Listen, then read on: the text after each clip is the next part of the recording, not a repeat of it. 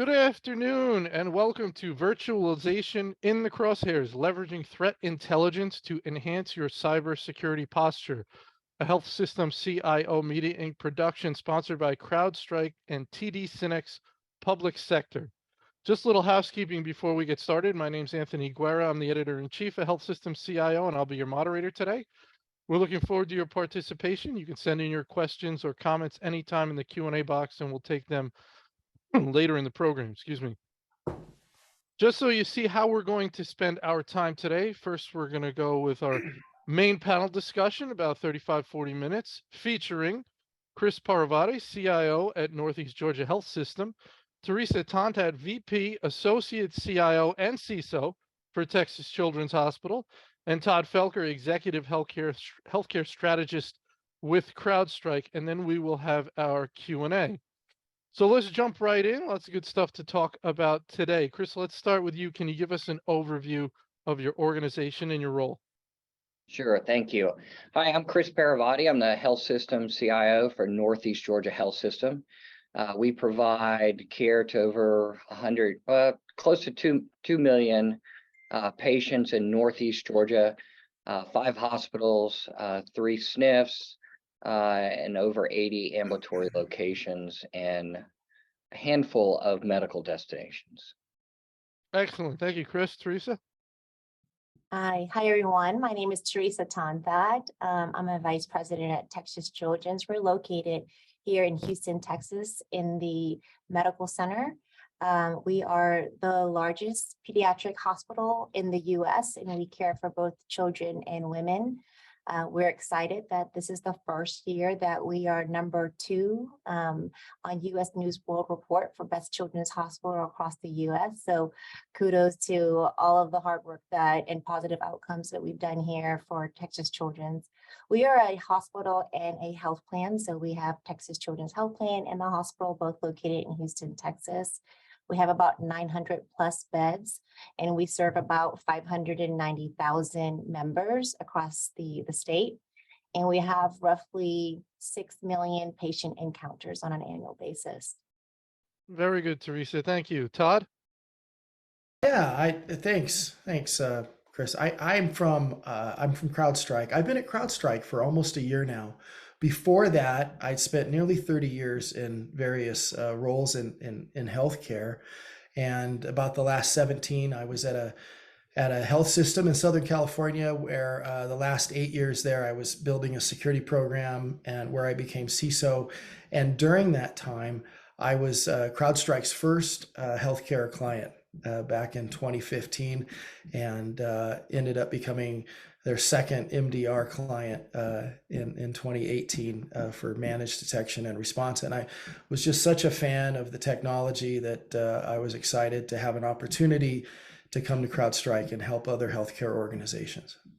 Very good, Todd. Thank you. All right. Todd, we're actually going to start with you. What is the latest threat intelligence indicating? What are the bad guys going after now, and why? Yeah, so it's interesting how the adversary continues to evolve. Just as we've been building our security programs and our security posture for years, they're coming up with new and better ways to get around our defenses. And ransomware as a service in particular has become quite a moneymaker for the adversaries. They're making over $1 billion a year now. It's a $1 billion industry. It's tough to fathom. And what we've really seen in the last few months has been really, really alarming. And what I've been speaking about to executives and at a couple conferences the last few months is how they're targeting the VMware hypervisors now. And it's not a vulnerability or anything you can do to patch it. It's really just a goal of theirs once they get access to target these systems. And you might say, why? And that's because there's so many guest operating systems in the virtualized environment.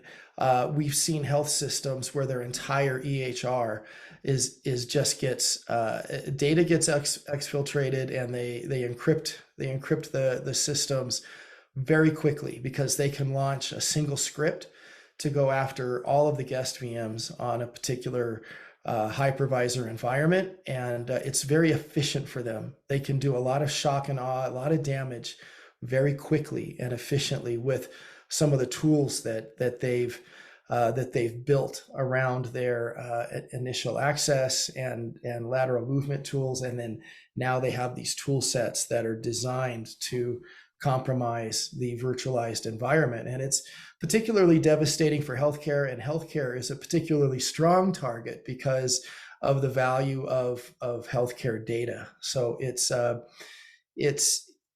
constant game of trying to help CISOs and security teams address the latest risks and the threat that are happening. All right, very good, very good. Teresa, do you have any thoughts on what you're hearing and what you're seeing, or do you want to comment on what Todd has said? No, I agree with what Todd's saying, and thank you, Todd. And we have partners that provide us threat intelligence as well, and they're saying very similar things that you're talking about, Todd, with the hypervisor and VMware environment. I think that's just going to be the start of a intense sophistication of the threat actors of going all in and going big, right? They know organizations heavily depend on tier 0 type core technologies, and VMware is one of that. So I think the importance for security leaders and CISOs, whether they're in healthcare or not, is to invest in the right security protections and alerting capabilities, so that when that does happen into their environment, their security operations team is alerted timely, and make it more difficult for the threat actors to gain access to the critical assets that they're looking to exploit, or to encrypt the data to take the hospital's operations down, which will then feed into the main objectives of them to begin with. Chris, your thoughts on what you're hearing or seeing? Yeah, very much the same thing. And while these continue to evolve, they're really exploiting the basics, right? Patching, privileged access accounts, third-party systems, VLANs that are not architected well, and so the threat intelligence, and we do similar to Texas Children's. We have some partners that are bringing that in, whether it's antivirus or software solutions or through our SIM or SOC. It always comes down to, do you have the right architecture? Did you pick the right partners? And are you patching? Are you managing your privileged accounts tightly? And I think you're going to continue to see these threat actors are very focused, where a lot of times we're covering a large horizon of systems. And I think you will see, okay, well, we'll address VM and we'll get that managed. You'll find another attack vector that's soft, or through a third party that has a vulnerability that's just not yet been uncovered. Todd, is VMware, what are they doing about this? They don't, that's why I mentioned they don't really have, it's not like there's a vulnerability that they need to patch.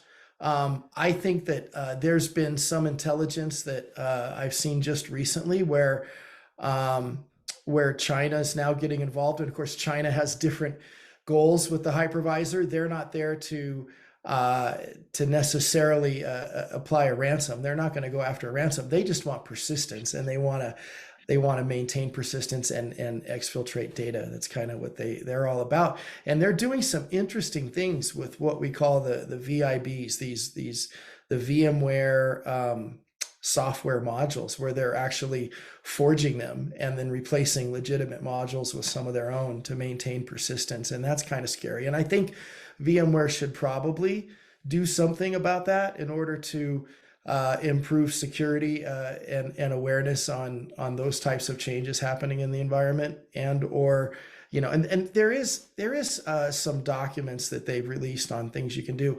And one of the things we're doing at CrowdStrike is just offering some hardening guidelines.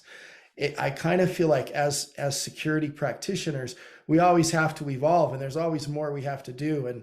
And I was at HISAC last week, and I was talking to a guy who used to work for VMware, and I asked him, I said, how many of your customers that you used to talk to would ever go and configure the firewall on the hypervisor beyond how it's configured out of the box? And he's like, no one. So that's like one of the guidelines we're offering now from CrowdStrike. We offer a virtualization assessment. But one of the things you can do is go into have your VMware administrator go into the firewall, and it has only certain ports open, like SSH and some non-standard ports for like vCenter to manage the hypervisor, and go in and configure that so it doesn't just allow those connections from any IP, and configure it to just allow a couple IPs, and then maybe configure a jump box for your admins to leverage, and then only allow like the IP addresses of a couple jump boxes, and then really lock those down with MFA, and only allow your administrators access to it, so you can reduce the attack surface. And so I think when these things happen, they force security leaders to create new layers of security around whatever the end zone is for the adversary. You know, it's interesting. Chris, let me just pose this to you. So the way Todd describes it, it sounds to me like situations in the past where certain products have come out with a password set to something extremely basic, and if you didn't change it, you were extremely vulnerable. And so this sounds like an out of the box thing that's not quite good enough in terms of security to roll it out of the box, but nobody's changing it. They get it, they roll it out. It sounds like a similar situation. Does that make sense? Yeah, I mean, you know, we've always suffered with that, right? I need a new PAC system. Let's get that installed, and let's not worry about enhancements and features and functions, because we got to move on to this new acquisition, or we've got this office opening, and so we end up with a lot of shelfware. That's what my CFO calls it. But what you're really starting to talk about is the architecture, right? And this idea that you can't just throw and go, but you really need to be deliberate in your architecture. And as you think about the virtualization world, whether you're virtualizing servers or you're starting to migrate towards cloud solutions and cloud to cloud solutions, you've gonna have to take a step back and say, how is the overall architecture being built, and how do you narrow that attack surface? How do you contain those units? Simple things like, what's your encryption strategy? What are your standards? And these are things that in the past, the business has maybe driven a unique need with a unique solution that you can't have the tolerance for it anymore. And that's certainly what we're seeing. I'm sure, as Todd shared, and Teresa will share, it's very similar. Mm-hmm. Teresa, what do you think about that concept of things being put out to market that really need to be tweaked before they're rolled out? Which is kind of like, to me, that's what Todd described, that the way it's coming out and handed to you is not good enough. Yeah, I mean, I don't have anything significant to add to what Chris said, other than, it's part of our operational excellence and disciplinary processes, right? To go live with new technology, to even do a pilot or a POC on your production environment and kind of forget about it and deprecate it, or harden it as aligned with your technical security standards. And it's not just your security standards, it's standards around availability, reliability, infrastructure type standards. I think a lot of organizations may fall victim to that based on drift, right? And based on just losing focus. So so not only is it important to have it baked into the process to bring on board new technologies, I think it's, if organizations can, they should invest in not just hiring third parties, doing pen testing and red team assessments to let them know what they don't know, but invest in capabilities to do ongoing security validation within your environment, because we already know it's people, process, and technology, and it's not always going to be 100% of the time that that default password gets changed appropriately or that service account is bolted in the right place with MFA. So having that governance and compliance level of oversight, I think, is very critical and pays dividends once we have that in place. Very good. So Todd, are they considering rolling it out differently, or is this just going to have to be on the onus is on the health system to make sure they've made the adjustments to this product? Yeah, it's interesting how things just evolve, right? I mean, if you go back to 2017, if you had MFA for remote access, you were pretty good. Like you really didn't have, for 2017, 2018, you probably didn't have a lot of people like attacking that and getting past it. And that was good enough. They'd go somewhere else where somebody didn't have MFA. Now it's like now they're going to get in. Like and MFA is bypassed multiple ways to Sunday now. So you have to create these layers that you didn't used to have to focus on. And healthcare has just always been operating so lean that the security teams are always struggling to get enough talented individuals and large enough teams. And how do you get security baked into all the things that you're rolling out? Like Teresa was saying, it's you need security to be in line and looking at everything from beginning to end as you roll something out. And I think that in healthcare in particular, we're very, very targeted. We have very, very in-demand data, and we don't have big margins. That the margins are getting squeezed, especially with the payers, and staffing has been a challenge, especially since COVID. I mean, I think everyone is dealing with staffing and skill shortages. So it's kind of a perfect storm, especially now that the adversary is escalating techniques. I mean, I think there was in 2021, they say 66% of healthcare has had a ransomware attack. So that's the majority of the organizations have had to deal with this. And their primary business is to provide good patient care. And now they have to deal with the threat and constantly adjusting their posture and understanding where the risks are in their organization. So, we're talking about the importance of having security early on in the process. And we know that the layered approach, and there's lots of ways to do that with governance, with reaching out to the business owners and making them understand that we're not going to be an impediment, but we need to be an important part of the process. So there's the carrot and the stick. It's built into process, but it's also trying to convince them that this is something they need to do. But still, we know, and I know from conversations, that things fall through the cracks. Things wind up on the network that CISOs find out after the fact. And generally, the approach that I've heard is not a sort of a punishment, meaning we're going to pull it off because you did wrong, but okay, let's look at it. Let me see if it needs to be adjusted. Let me see what's going on here. So why, Teresa, let me start with you. Why do things still fall through the cracks, and what can security professionals do to try and make that happen less frequently?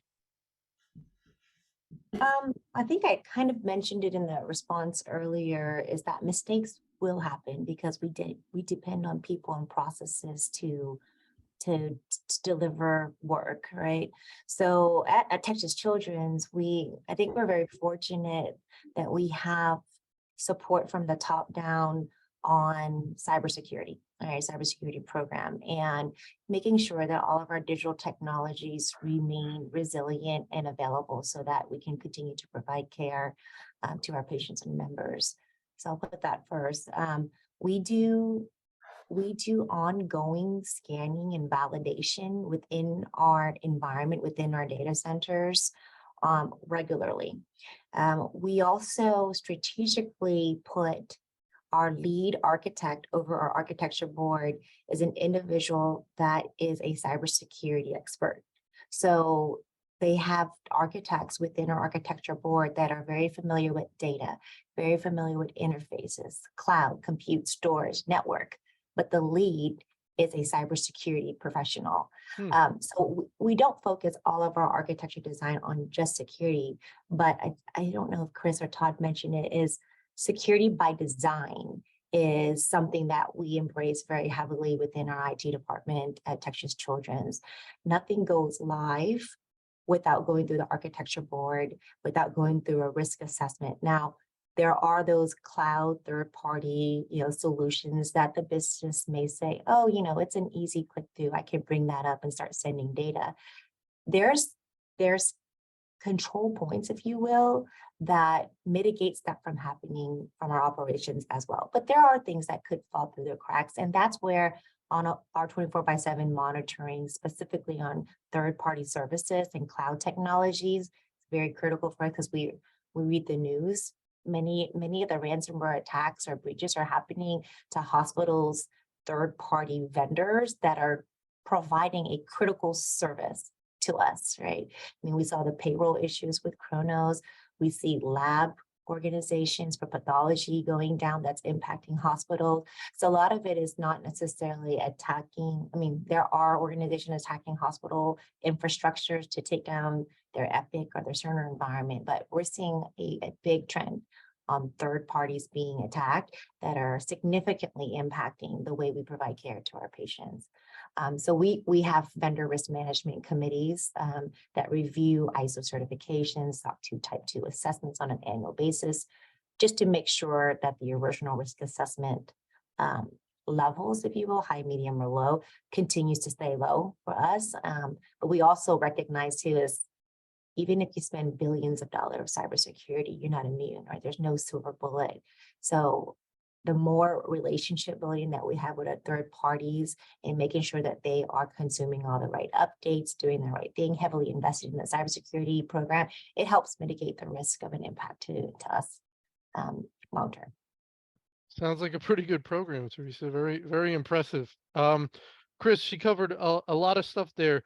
The continual monitoring is very interesting rather than sort of episodic pen testing and things like that. A continual monitoring, security by design, vendor risk management committees that are continuously looking at vendors, again, not just when they come in the door, but sort of that continuous ongoing review and rating them according to the risk. So lots of interesting stuff there, Chris.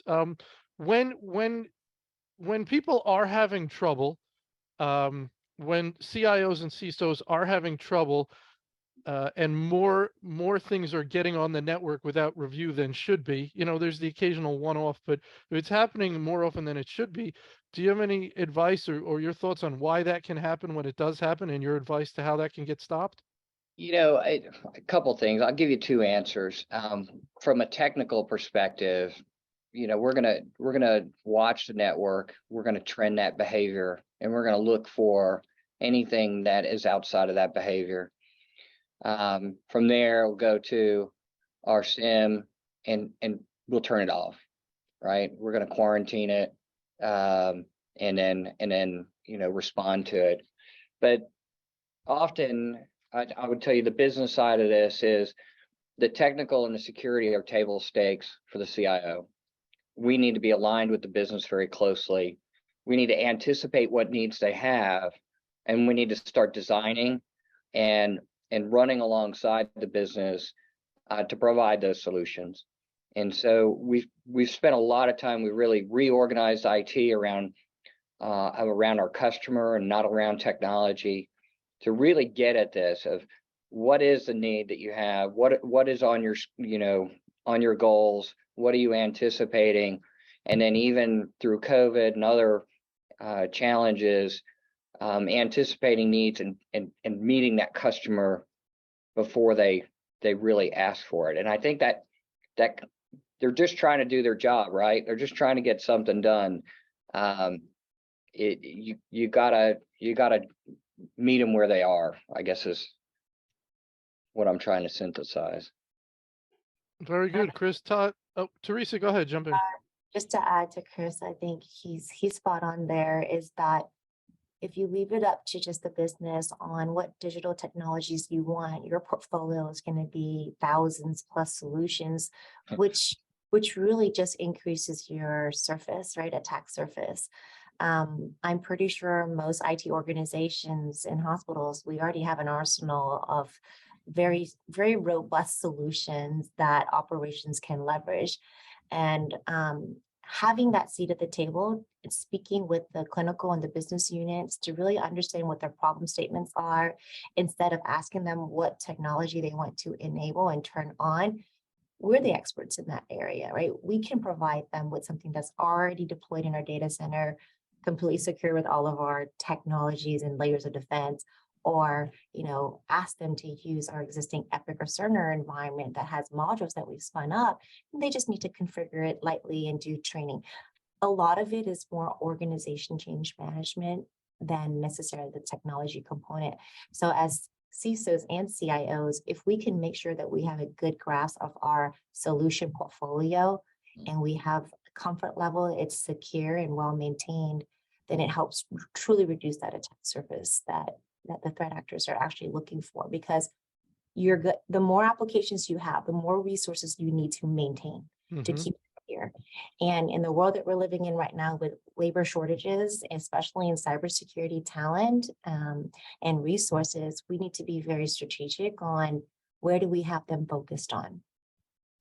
That's a great point, Teresa. You tie the vendor risk management, application bloat, and application rationalization and all that, have as tight a portfolio as possible, because there's so much risk directly tied to each third party, which we know. So Todd, your thoughts on what you're hearing?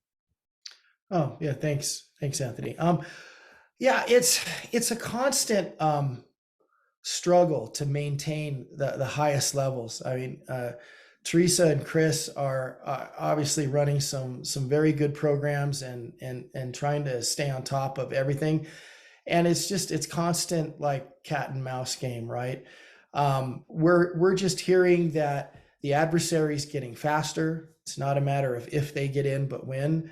And whereas, years ago, we'd have the hard perimeter, and before the perimeter started to evolve with remote workforces and COVID and everything associated with that, and now we've got to create all these layers. And our Overwatch team released a report in September that said that the adversary is now clocked at 84 minutes. 84 minutes to get privilege and start lateral movement, which is many times faster than it was just 2-3 years ago.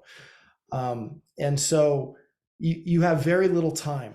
So traditional SOC and SIEM environments and threat hunters maybe aren't, if they're not efficient, if they're not working 24/7 around the clock, they may not be able to detect that, before they get the lateral movement. And once they get the lateral movement, then, you could get some systems encrypted.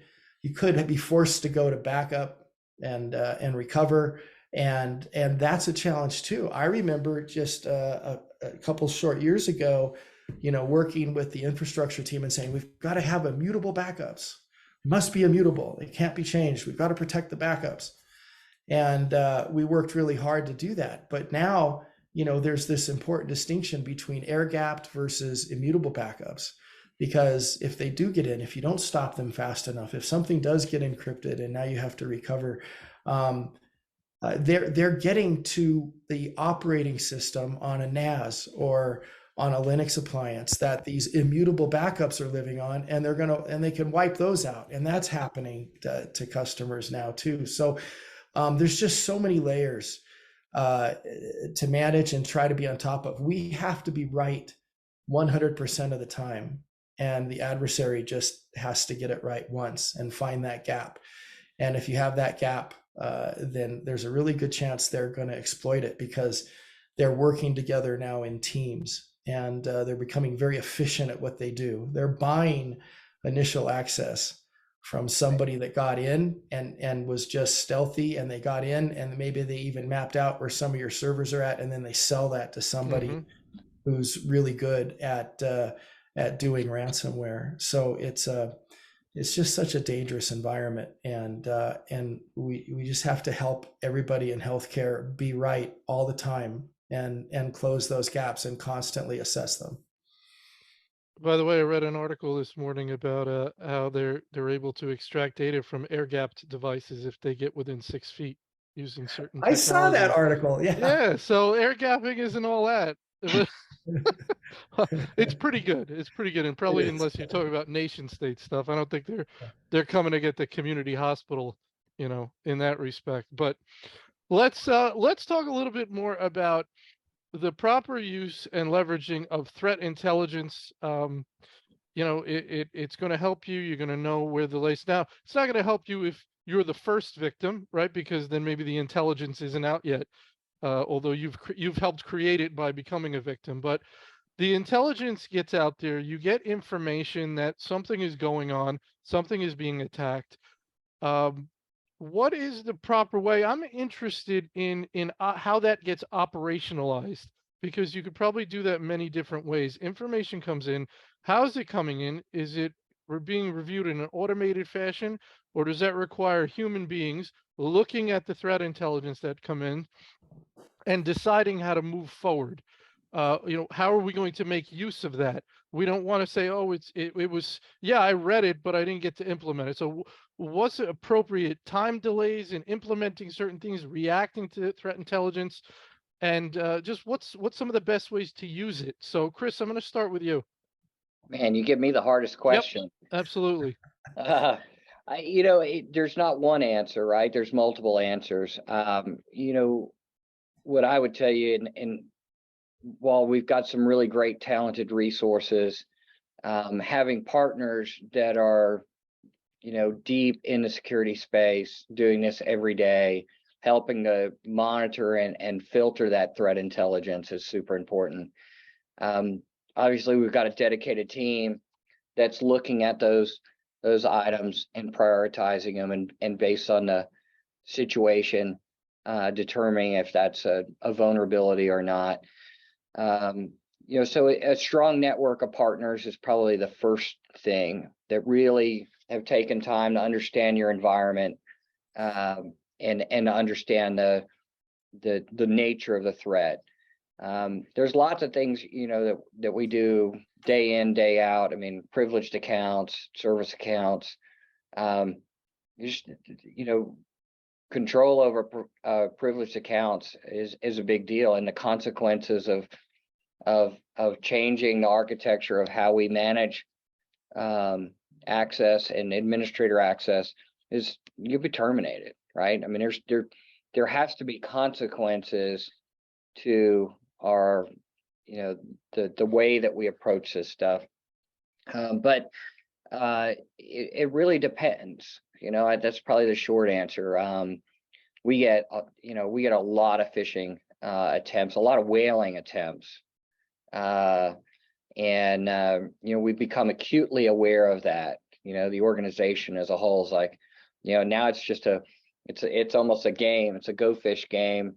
We have our senior leadership huddle, to who's got the best, phishing story. But strong partners is probably the number one answer. Is as good as my team is, we just, we're a healthcare organization. Yeah. Teresa, it made me think as Chris was talking that threat intelligence may come in, and you say, okay, this is a risk, but is this a risk to me? Do I have this thing? Right? Or like Log4j, people are like, well, where is it? Do I have it? What's it in? And there's proposals out of something called SBOM, software bill of materials. So it's like an ingredients list. So, okay, now I can figure out if I have this thing or not. So just, again, take me through the process of threat intelligence coming in and sort of your thoughts on how best that can be utilized in an efficient way. Yeah, sure. So earlier your question was around what are the processes to kind of ingest, right? Those threat intel. And I think it's a combination of automation, and it's a combination of people. You can get threat intelligence and you can sign up for HISEC and get emails and alerts all day long. But if you don't have a process to monitor that, to make sense of any of those IOCs or TTPs that are being used, it's for nothing. I would say that at Texas Children's, we heavily invest in threat intel, but not just the intel, the processes on ingesting that and making sure all of our security technologies are updated with the latest and greatest IOCs, indicators of compromise, if you will. We have, to Chris's point, we can't do it alone. So we may have a large cybersecurity team, but it is a mix of full-time employees and a mix of managed service providers that we feel are in that top quadrant of providing security, analysts, and incident response.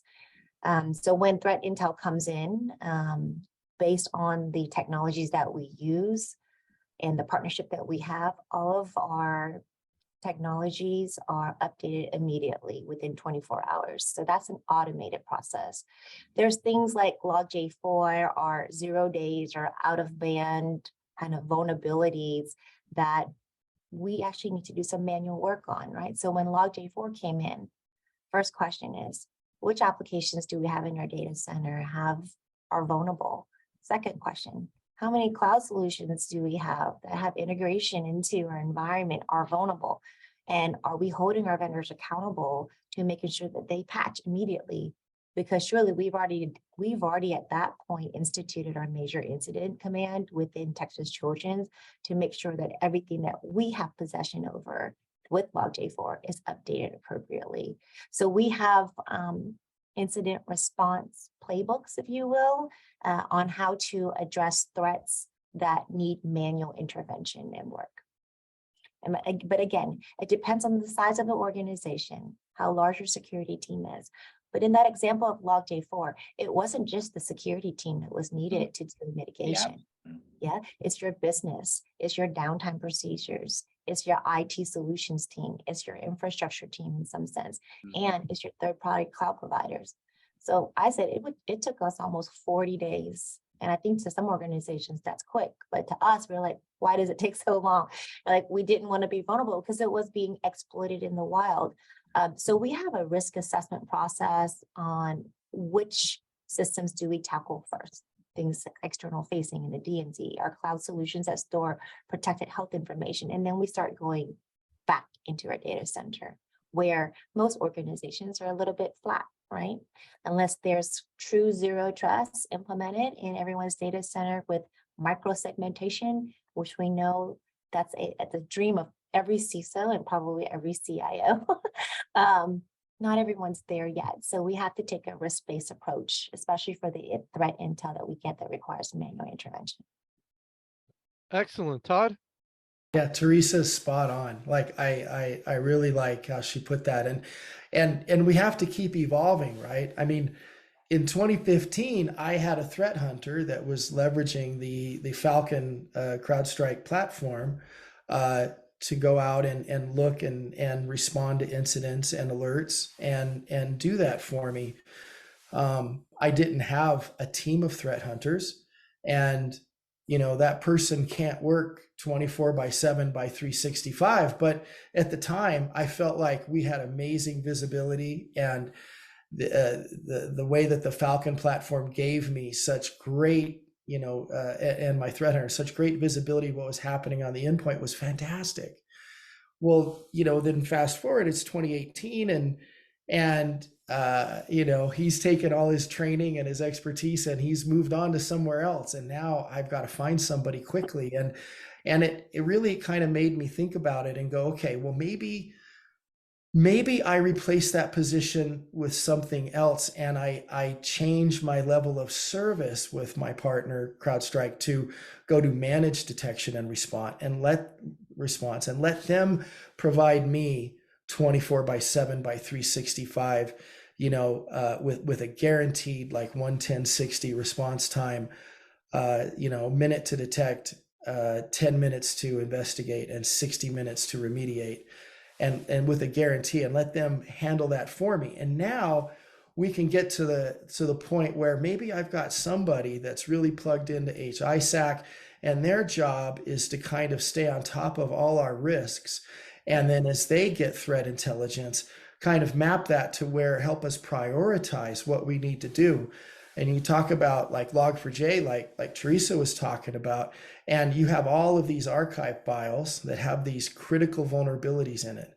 Well, and they're all over your network. And how do you find them? And it's like, so CrowdStrike released a script you can run and scan your environment to go dig in and find where these vulnerabilities are. That's why it took so long to remediate Log4j. So now you've got this risk with Log4j and the threat that it's being exploited in the wild. So maybe we need to start with what's externally facing, and then let's find those and get those systems patched and upgraded. So now you've got a threat person that is understanding the risk in your environment and then receiving threat intelligence, and they can focus on helping your team prioritize on where to spend their time and their resources, because you kind of have to respond to what's going on, in the wild, and what are the threats that my organization's operating in today, so that we can react to them and try to protect ourselves. Of course, if you're the first person attacked with Log4j, it doesn't help you, but odds are that's not going to be you. So you can respond to that. Well, it's very interesting at a macro level with the workforce shortage. You talk about losing someone. I think people are losing people all over the place, and they can't hire for the positions they have open. We hear about dozens of positions open at individual health systems in security, and they can't fill them. So the idea of going to an outside partner may not even be a choice. It may be something you absolutely have to do. But that's really interesting points. I'd like to go to our Ask a Co-Panelist segment. Todd, I'm going to give you the first opportunity to pose a question to one or both of your co-panelists. Sure. So one of the things that I feel like is a buzzword that gets talked about a lot is XDR, extended detection and response. But I feel like this is a technology, it's a thought, it's a panacea that we want to try to achieve, where we make our security tools work together and automate responses. And I guess I would just like to ask Chris and Teresa is, what are their thoughts on XDR, and how much does that factor into your the security decisions and the purchases that you're going to be making in the next 1 to 2 fiscal years? Is how well are your partners going to work together, and how important to you is that? Teresa, you want to jump in? That's a hard question, because XDR, I was like, I know about EDR. Yeah, Google it. So yeah, I know. No, and I've heard about, like, it's kind of like the buzzword of zero trust, right? And XDR. But to ask again your specific question. Sure. So yeah.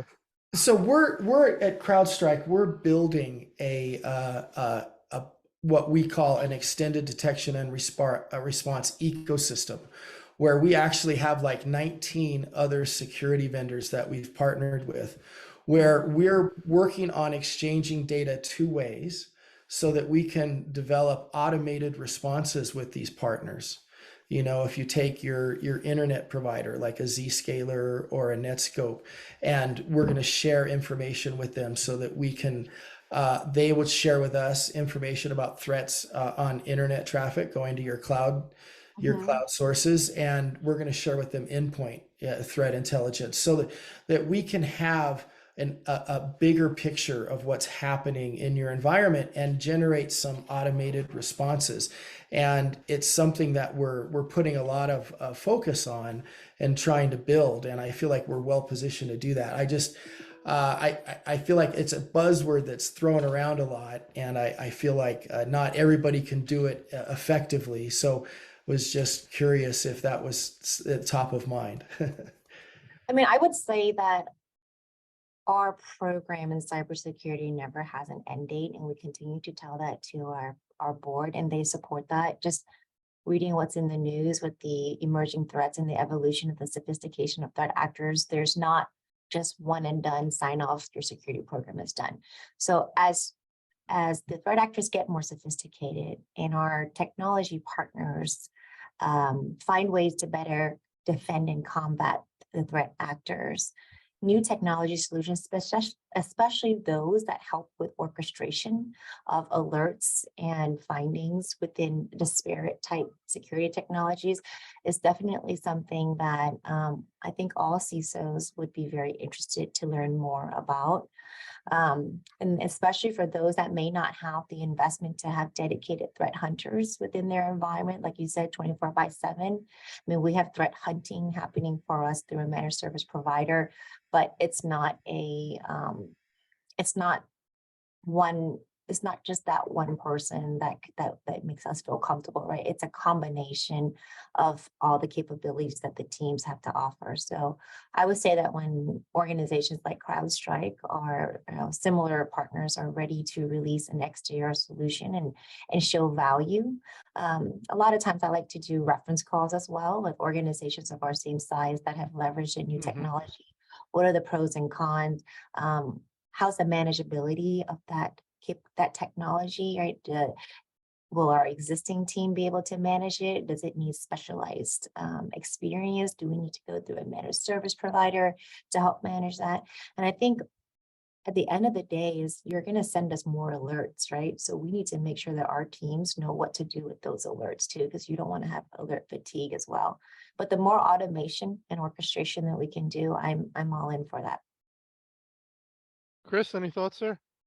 Yeah, I do think it's somewhat some branding from some marketing folks. But the concept, right? I mean, there's so many players in the cybersecurity space, and they each have niche solutions. To be able to choreograph that would be incredibly powerful, right? As I look at our security solutions, I'm also looking at who are the partners in the market, and not just healthcare, right? I'm looking across different segments to understand where's the maturity of those partners, what are they doing, what services are they providing, because I'll never be able to build a security team large enough to do that, or to have all those skill sets. So I like the idea of orchestration, and alerts and intelligence is simply not enough. I've got to have orchestration in the environment, assessment and orchestration. Even the Log4j example, while I appreciated scripts that could go out there and detect it and help us identify it, we were really sitting down and prioritizing. It wasn't a big impact for us, but really prioritizing this system is really important. As you said, internet facing, public facing, these other systems, they can wait. The attack surface is fairly small. So I hope that helps answer that question. I think we've all hoped and wanted and wished that we'd see more security solution consolidation, just because it's hard to specialize your team when there's so many applications. So it'll come eventually. I'm just not sure when. Very good. Thank you. All right, Chris, do you have a question for one or both of your co-panelists? Gosh, interesting, Todd, you brought up the VM aspects. As you start to see some of the cloud to cloud solutions that are providing either client solutions, server virtualization, how does that architecture become more complex or simplified, and what's your take on that? Yeah, it's interesting, Chris, because there's a lot more SaaS, right? And I've talked to many health systems where sometimes they're having a hard time even getting all of the SaaS inventory under control. And now you will have, where maybe some of your SaaS partners are turning on APIs, right, to share data between them. And so I think API security is an interesting and evolving, and there are some players in that space. So I think API security is important in that cloud to cloud communications. But I was just kind of interested in recently at HISAC and talking to some SaaS security platforms like Obsidian that has partnered with us, where we're taking intelligence about what's happening on the endpoint and identities in your environment, and then sharing that with a SaaS security provider that will protect some of these SaaS environments, because I feel like the adversary is getting around MFA and finding weak spots, whether it's an application that's accessing that SaaS environment or a service account or something that maybe doesn't have MFA involved. So I think having security in those cloud environments is really important and forward thinking for CISOs to be concerned about right now, and thinking about how they're going to protect not only the communications to those applications, but the accounts that access them, and understand what's normal behavior and be able to react and put tighter controls or shut an account down if abnormal behavior is detected. It's an interesting space. Yeah. Oh, you give me a headache. Ah, I think I was just gonna turn everything. I get home and I'm so done with technology. I'm like, just turn it all off. turn it all off. There's never a shortage of areas to look at and go, I know. how am I securing this? All right, we're almost out of time. We're going to go a little lightning round of final thoughts. Best piece of advice for people that are listening to take away. Someone who's at a comparable sized organization in a comparable position. What's your best advice for them? Chris, we'll go with you first. Yeah, get used to it, right? I mean, this is our environment. Nothing's, it's different attack vectors, different methods, but the theme is still the same, right? This is our new reality, and we got to continue to thread this into our strategic plan. This is what we're gonna live with for a long time. And when you get home from work, turn it all off. All Turn right, it all Chris, off. that's your other piece of advice. Off All the right, grid. Teresa, your best piece of advice. I guess pay attention to your people, the people that you highly depend on, to make sure you're continuously able to provide a resilient IT environment for your doctors and nurses and your patients. They work very hard, right? They're 24/7, and they're constantly expected to keep up with emerging threats and new technologies and explore XDR, right? Zero trust. So make sure you're taking good care of them emotionally, health, but then also work-wise too.